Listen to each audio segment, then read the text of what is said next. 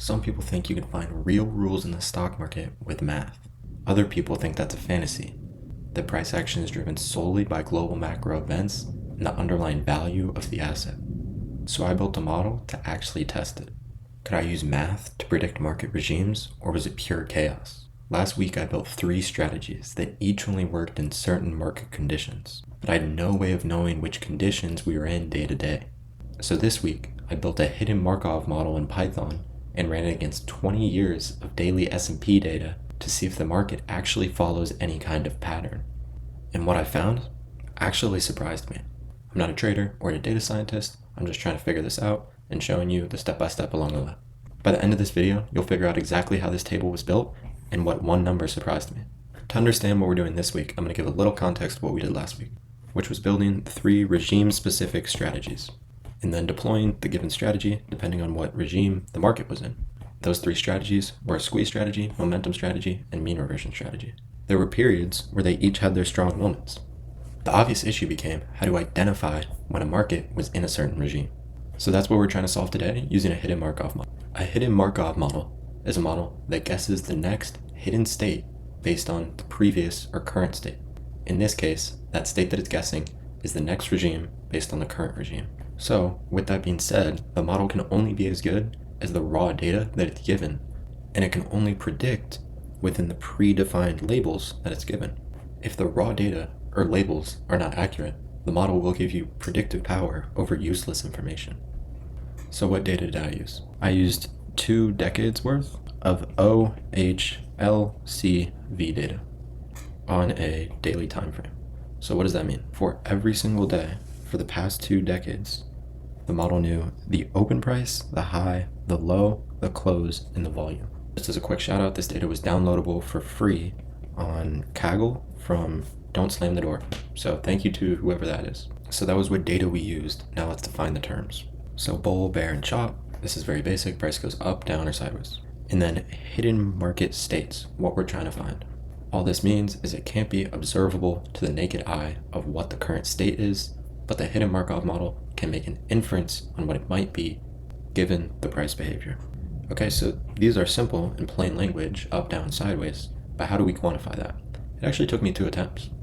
The first attempt was taking into account volatility and drift, and saying if it had high volatility and positive drift, then it's a bull market.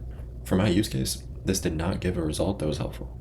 It made the threshold for a bull market so high that almost all of the days with high returns were classified as chop. And instead of returns during regimes on average being ordered bull, chop, bear from highest to lowest, it was chop, bull, bear. So the second attempt, and the one that worked, that we ended up using, was based on momentum. Another reinforcer of sometimes the simplest approach is the best approach. All it did was look at the cumulative returns for the past 5 days and 21 days. If they were both positive, then it was a bull market. If they were both negative, then it was a bear market. If one was positive and one was negative, then it was classified as chop. The relative order of the returns by regime then made sense, with bull having the highest average returns by regime, chop in the middle, and bear being negative. So this model was coded in Python, and here you can just see how that logic works in the code. For the function, label the regime. If both are positive, 21-day and 5-day returns, then it's considered a bull. If they're both negative, then it's a bear. Anything else, and it's considered chop. Then here you can see the daily classification for a random segment of days. And this was just a rule of thumb, kind of visual, quick glance, doesn't make sense. The returns that we were looking at may have seemed a little low. Now why is that? That's because they're log returns. So why would we use log returns? Well, first, let's define what log returns are. The log returns over a time period are equal to the natural log of the ratio of the price at a given time over the price of the time 1 unit before that. So essentially, current price over initial price. Well, there's 2 main reasons why you might want to use log returns. The first one being additivity over time. Well, what does that mean? Well, normally, if price were to go up from 100 to 120, that's a 20% return on day 1. And then on day 2, from 120 to 150, that's a 25% return. To then get the cumulative return over that period, you then have to multiply those values to get the total return of 50%.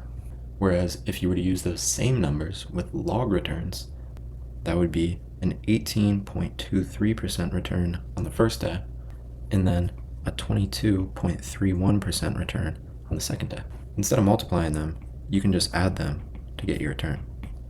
However, that doesn't actually seem that much easier, and that's not the main advantage that people use them for. The main thing that I think they're cool for is symmetry in gains and losses. So with simple returns, if you have $100 and you take a 50% loss, you then have $50. Then you would need a 100% return to get back to 100. You took a 50% loss, but then had to get a 100% return to get back to where you started. With log returns, there's symmetry. So let's use the formula and those same numbers. At first, your current price is 50 and the previous price was 100 because you lost 50%. That is negative 0.693. Then let's flip it. The current price is 100 because you made your money back, and the previous price was 50. That is positive 0.693. It takes the same log return gain to recover the money from a log return loss. This is the symmetry that is so cool about log returns, and why they're often used in quant models. So let's get into the parameters now. There were 5 different things that we measured. Volatility, and the volatility of volatility, the first derivative of it. Drift, and then long-term drift. And lastly, long-term variance. Volatility measures how lively or quiet the market is at a given period of time. The volatility of volatility is exactly what it sounds like. How volatile is that volatility? Drift is essentially just what direction the market is going in. And then long-term drift is just that on a longer time horizon. It's useful because it filters out some of the noise that you may get caught up in with a shorter term measure of drift. Long-term variance can help separate price shocks from real risk. So here's how we calculated the log returns: volatility, volatility, volatility, drift, long-term drift, and long-term variance. If you're looking to do this yourself, this part is where downloading the right Python libraries is crucial because it can take so much work off your hands, where there's predefined functions to do a lot of this math, and I'm not having to define every little thing. Okay, but once we do all these calculations, we're just going to end up with a bunch of numerical values on a continuous spectrum. That is not helpful for a hidden Markov model. We need discrete states. So we need to bucket the results.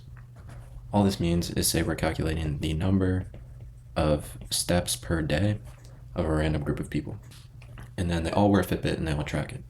If we were to then categorize them, it'd be difficult with just a bunch of random specific numbers. So we put them into buckets of low, medium, and then high. In low, we have everyone who is below 5,000 steps. In the middle bucket, we would have between 5,000 and 10,000. And then in the high category, everybody with steps that were over 10,000. So that's all that bucketing means. And instead of doing that with steps per day, we're doing that with the different parameters we're looking at. So for volatility, it was low, mid, high. Volatility of volatility, just low or high. Drift buckets was negative, neutral, positive. Long-term variance, low or high. Now let's just take a quick look at those results. Again, this was done on the per day basis. And so we can start looking at the different correlations of, these 2 days were bull. On bull days, it seems that the long-term variance is high and the volatility of volatility is high. I'm just making this up, but point being, that's the value of doing something like this. So now switching mind spaces a little bit, back over from parameters to, again, the regimes. So we're about to look at the results of our transition matrix, which is essentially the probability of tomorrow's regime being X given today's regime is Y. A key thing to note here, all the probabilities add up to 100 and ensures a mutually exclusive set of outcomes. The math is actually pretty simple. It's just a lot of computation because it's 2 decades of daily data. And then on this matrix, high diagonal values means high persistence. All right, so what did this actually look like? What were the actual numbers? Well, here we go. Here's the actual transition matrix. As we can see, the diagonals all had the highest value for their row. The most likely next regime was the same regime. This makes sense given that we calculated on a daily basis. Normally, regimes wouldn't change from one day to the next. They normally last longer than a day. And again, given that the market tends to go up, the least likely transition was from bull straight to bear without chopping first. Because what that means is we'd have to flip from both the 5 and 21 day returns being positive to them both being negative overnight. And then, yeah, chop is the bridge. This is why there are so many momentum strategies. It does appear the market follows momentum. It normally doesn't go straight shooting up to straight shooting down. So what are some takeaways we can gather from this? Like I mentioned, market tends to go up. And then essentially the same thing in different words. Once the market is going up, it continues to go up. That is a persistent regime. And it's the concept of momentum. And then lastly, going from bull to bear is highly unlikely. Bears stay persistent. So on the bear side of things, a bear regime is also persistent and also has momentum just in the opposite direction. And like I mentioned earlier, while certain global macro events will make the market fall very rapidly, it is often the case that a bear regime goes to chop before going bullish again. So as we mentioned, chop is the bridge. Another thing to notice though, chop is an unstable regime. The market often does not stay in that state. Not only is it a bridge, it is only a bridge, essentially. Now that is an exaggeration, but for the most part, the market does not stay sideways. It is only sideways in transition period, where price is unsure if it wants to go up or down. This also aligns with what a lot of breakout strategies are based on, and that's consolidation before a breakout. Consolidation is often not that long, and if it does consolidate, it normally is going to break out in one direction soon after. Here's just a quick visual of that. We can see that bull regimes tend to last for the longest, followed by bear, and lastly, chop. So the calculations we just ran is essentially fuel for an actual hidden Markov model. What we did was the transition data, how likely it is to move between given states. But with the returns of the parameters that we calculated, we should also be able to calculate emission data, which is how likely each hidden state is to produce a given value.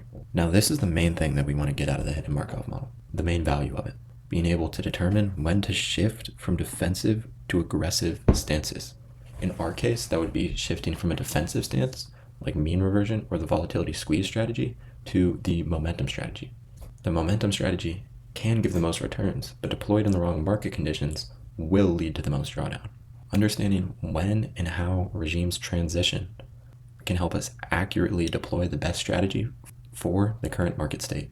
So what's up next? Well, after calculating the fuel, we need to actually run the model and see if it can forecast future mood with any degree of accuracy.